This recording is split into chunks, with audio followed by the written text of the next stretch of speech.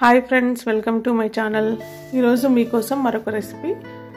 మామూలుగా పిల్లలకి లంచ్లో కర్రీస్తో కలిపి పెట్టడం కంటే ఇలా చేసి పెడితే చాలా ఇష్టంగా తింటారు.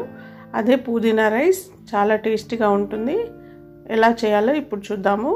ముందుగా ఒక జార్ తీసుకొని అందులో ఒక 5-6 పచ్చిమిర్చి, ఒక గుప్పెడు పుదీనా ఆకులు, కొన్ని వెల్లుల్లి రెబ్బలు, కొంచెం చింతపండు ప్లేస్లో లెమన్ వేసుకుంటే ఇంకా టేస్టీగా ఉంటుంది. సో ఇవన్నీ కలిపి మిక్సీ పట్టి పక్కన పెట్టుకోవాలి.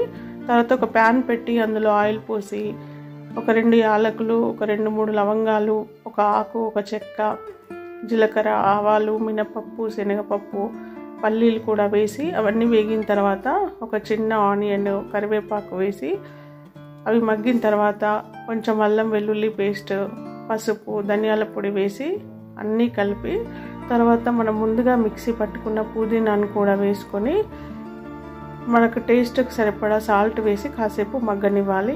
తర్వాత అందులో కొంచెం గరం మసాలా, కొంచెం కసూరి మేతి వేసి ఆయిల్ సపరేట్ అయ్యేంత వరకు కాసేపు వేగనిచ్చి ఇప్పుడు అందులో మనం ముందుగా ఉడికించి పెట్టుకున్న రైస్ వేసి కలుపుకున్నారంటే ఎంతో టేస్టీగా ఉండే పుదీనా రైస్ రెడీ అయినట్టే. చాలా బాగుంటుంది.